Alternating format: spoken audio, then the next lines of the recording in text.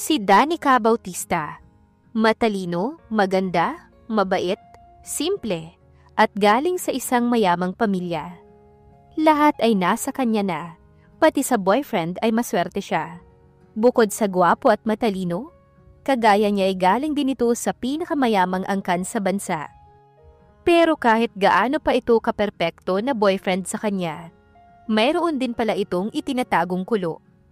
Nahuli niya ang nobyo sa akto at sa mismong kondo pa nito, kasama ang matalik niyang kaibigan. Dahil sa sama ng loob at sakit na kanyang naramdaman, pumasok siya sa resto bar at nagpakalasing. Hindi na niya matandaan kung ano ang nangyari sa kanya. Basta kinabukasan, nagising na lamang siya na nasa loob ng isang kwarto. Katabi ang isang napakagwapong lalaki. Masakit na masakit ang kanyang katawan. Nanginginig pa ang kanyang mga tuhod nang isa-isahin niyang puluti ng mga nagkalat na mga damit sa sahig at agad na nagbihis. Nilisan niya ang kwarto na yon na puno ng pagsisisi dahil nawala ang iniingatan niya. Kaya sising-sisi siya kung bakit pa kasi sa resto bar pa siya pumupunta, sa halip na sa mga magulang niya. Paano na lamang kung mabuntis siya? Paano niya ipaliliwanag sa lalaki na may nabuo sa isang gabing iyon? Magandang araw, Angels! Isang series story muli ang nais kong ibahagi sa inyo na sana'y magbigay inspirasyon at kilig sa bawat isa. Pero bago tayo magpatuloy, kung bago ka pa lamang sa aking channel, paki-like po ng ating video, paklik din ang subscribe button, gayon din ang bell icon, para lagi kayong updated sa mga parating ko pang uploads. Makalipas ang 5 taon. Mama! Nagulat si Danica nang bigla na lamang naguunahan ng kambal palapit sa kanya. Huwag niyo namang ginugulat si Mama, mga anak. Punong-puno ng pagmamahal na tinitigan niya ang mga ito. Sinong mag-aakala na after ng isang gabi na yun, biglang magkakaroon agad siya ng mga supling, mga anak na bumuo sa kanyang pagkatao. Malulusog na kambal na babae at lalaki. Liam at Lindy, 4 years old na mga anak niya. Isang napakagwapo at napakagandang anak. Siyempre, may pinagmanahan naman. Pero sa isip niya lamang sinasabi ang mga yun. Alam naman niya kung kanino nagmana ang kambal. Manang-mana sa father nila. Napabuntong hininga na lang si Danica sa mga naiisip. Kahit alam niya na wala ng chance na magkikita pa silang muli, ay kinakabahan pa rin siya. Paano kapag pagtagpuin pa silang muli ng pagkakataon? Ano ang sasabihin niya roon at sa mga bata? Na, "Hey lalaki, may anak na tayo." Napatampal siya sa kanyang noo sa mga naiisip. Sana lang maintindihan siya ng kambal paglaki ng mga ito. Hinding-hindi siya nagsisisi na isinilang niya ang mga ito. Kinaya niya ang lahat para sa kanila. Ayaw niyang mawala ang mga ito sa kanya. Hindi niya kakayanin at hinding-hindi niya papayagan na mangyari yun. Mahal na mahal niya ang kanyang mga anak. Ito lang ang meron siya. Niyakap niya ang mga anak at pinaghahalikan. "We love you more, Mama." Napangiti siya sa kaswitan ng mga anak niya. "Ang sweet naman ng mga baby ko. Gusto niyo bang mamasyal tayo, mga anak?" "Opo, Mama." Ang bibong sagot ng kanyang anak na babae. "Now, take a shower, kids. Sumahod si Mami sa work kahapon, kaya mamamasyal tayo ngayon. Isama natin si Ate Beth, okay ba yun?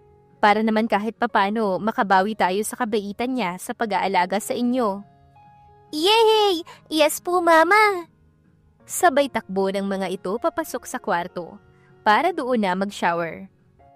Danica's point of view. After that one night, nakipagsapalaran ako dito sa Cebu. Dito'y walang nakakakilala sa akin, walang manghuhusga, walang pumupuna. Umuupa muna ako ng maliit na kwarto, at yung perang nakukuha ko doon sa ama ng mga anak ko, ginagamit kong kapital sa maliit na negosyo. Naalala niya ang tseke na inipit nito sa bulsa ng suot niya ng gabing yun. Kahit mayaman ang parents niya, kinuha niya ang pera dahil hindi free ang iniingatan niya. Kinuha lang ng lalaking yon ng ganon-ganon na lang. Dahil likas siyang magaling magluto, dinarayo ang maliit na karenderya na tinayo niya. Nagkaroon ito ng maraming branch sa Cebu. Nung unay nahihirapan siyang palaguin dahil kulang siya sa kapital. Kaya naisipan niyang magtrabaho para may pandagdag sa ibang gastusin at kakailanganin sa restaurant niya. And now, finally, nagtatagumpay siya. Napalago niya ang restaurant at nadagdagan pa ito dahil nagtayo siya ng panibagong branch sa Karatig Bayan. Pilit nagbibigay ng pera ang mga magulang niya, pero nilagak niya ang mga ito sa bangko. Gusto niyang patunayan sa sarili na kaya niyang buhayin ang mga anak niya na siya lang. Sa sariling sipag at sariling pawis, galing ang binubuhay niya sa kambal. Doble-doble ang pagsisikap niya para sa kanyang mga anak. Sana balang araw, hindi ako kamuhian ng kambal dahil hindi ko sila pinakilala sa tatay nila. Nabunga lang sila ng kalasingan ko. Aniya sa sarili. Marcos' point of view. Ayusin niyo ang mga trabaho niyo rito habang wala ako. Kailangan kong magbakasyon dahil may problema ang mga magulang ko sa asyenda. Aasahan ko ang loyalty niyo at kooperasyon para mas mapalago pa ang kumpanya. Dito tayo kumukuha ng ikakabuhay natin sa pang-araw-araw. Kaya aasahan ko ang katapatan niyo.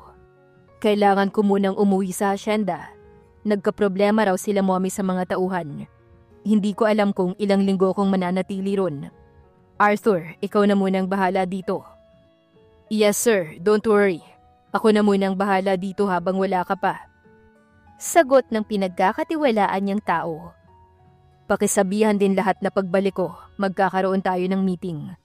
At least lang, hanapan niyo na ako ng matinong sekretary.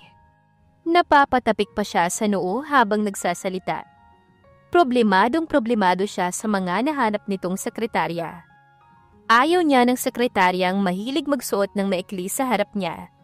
Sa halip na magtrabaho ng maayos, ay parang siya pa ang gustong pagtuunan ng pansin. Napakamot na lamang si Ray sa ulo habang naninermo ng boss niya.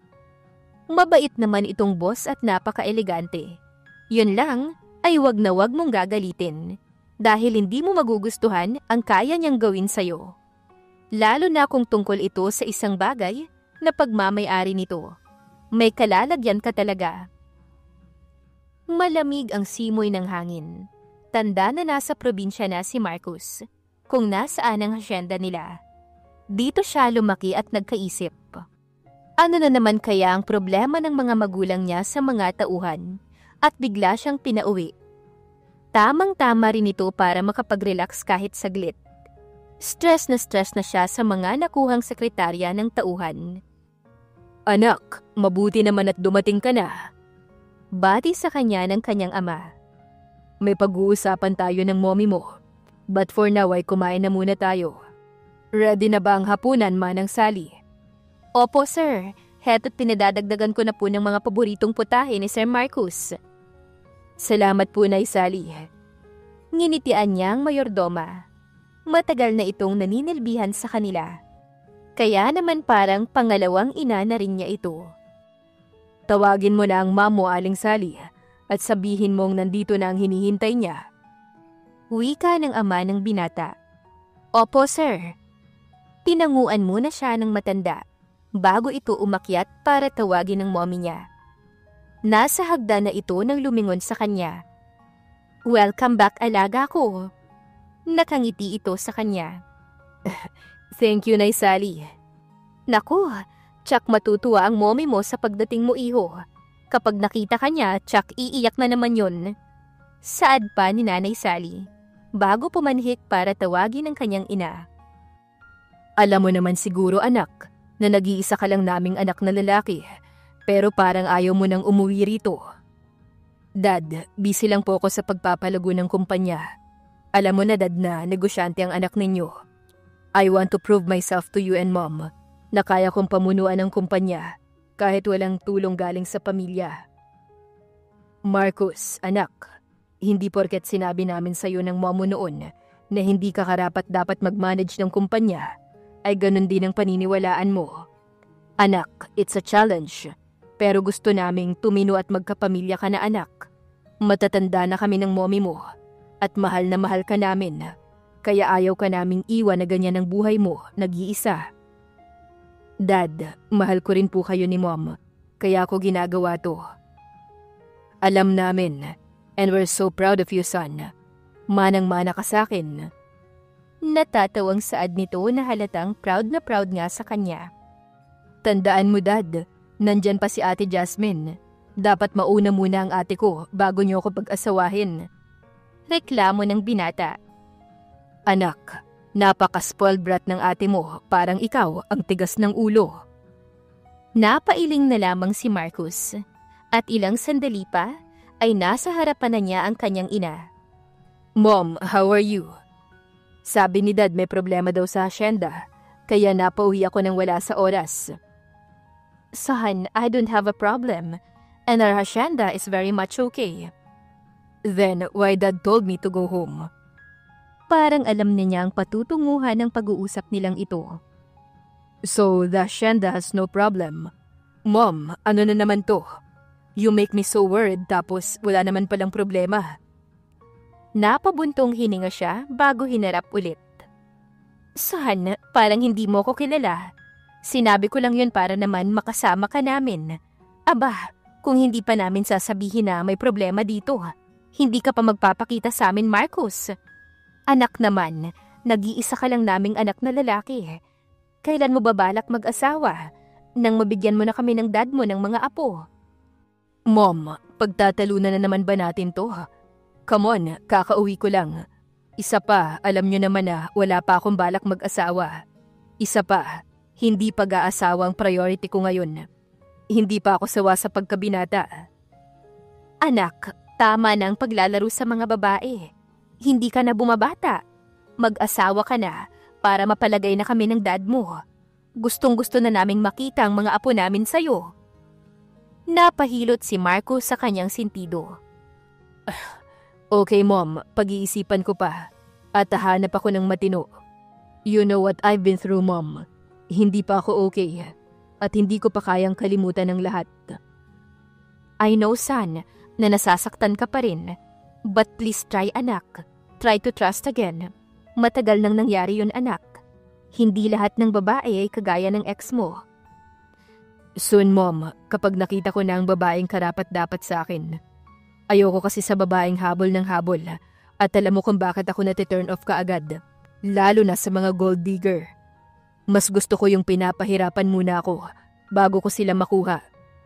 Gusto ko rin ang maalaga kagaya mo at hindi maarte. Yung hindi pera ang habol sa akin. Nag-iingat lang ako. Minsan na akong naloko at hinding-hindi na mauulit yun, Mom. Hinding-hindi na. Kahit sobrang masakit kapag pinagpalit ka dahil sa ambisyon at pera. And the worst part is, ipinagpalit ka sa mismong kapamilya mo pa. Anong meron sa pinsan ko na wala sa akin? Pera, hindi ba, Mom? Dahil wala pa akong napatunayan ng time na yun. Dahil nag-aaral pa lang ako. Pero part na lang yun ng past ko. Kaya sisiguraduhin ko na sa susunod na ma-inlove ako, hindi na sa walang pusong babae na pwedeng magpaikot sa isang Marcos Sebastian. Naiintindihan kita, anak. Pero dalian mo na ang paghahanap at naiinip na kami ng dad mo. Marami sana kaming ipapakilala sa iyo, anak, na anak ng mga kasosyo natin sa negosyo. Pero ayaw ka rin naman naming pangunahan. Pero inip na kaming humawak ng apo. Danica. Hello, anak. Kamusta ang mga apo namin? Dadalaw kami dyan sa Cebu next week kasama ng mga kasosyo namin ng dad mo sa negosyo. Namimiss na namin ang aming mga apo. Napangiti ang dalaga pagkarinig sa sinabi ng ina. Kailan kayo pupunta dito ni Dad, Mom? Para makapaghanda naman ako. Yung kambal, miss na rin kayo ni Dad. Naku, Ma'am, sobrang kulit ng dalawang yun. Nakakainis minsan pero masaya naman ako dito, Mom.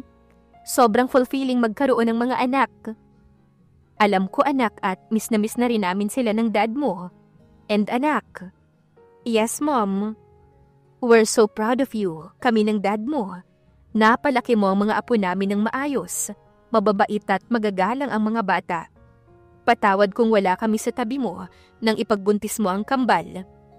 Ay naku, Mom, Sobrang pilyo ng magkambal pero malalambing naman. Don't worry mom, I understand.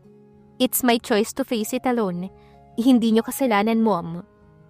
You grow up at nagiging matured ka na mag-isip mula nang nagkaroon ka ng mga anak. It suits you for being a mother, Iha. By the way, Iha, kailan ka ba maghahanap ng makakasama sa buhay para may maging ama ang mga bata? Aba Danica, hindi ka na bumabata. Matanda na kami anak. Baka naman mawala na lang kami sa mundo ay single ka pa rin. Kailangan mo ng katuwang sa buhay anak para may makasama ka na mag-alaga sa mga apo namin.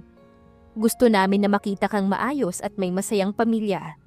Bago man lang kami mawala sa mundong to.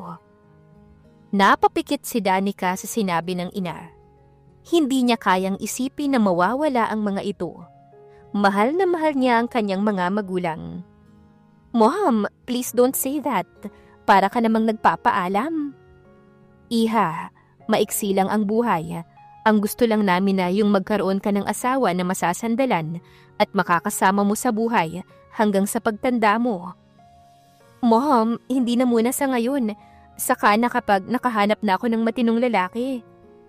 Basta anak, kami munang unang kikilatis ha. Ang importante ay yung tanggap ang mga anak mo.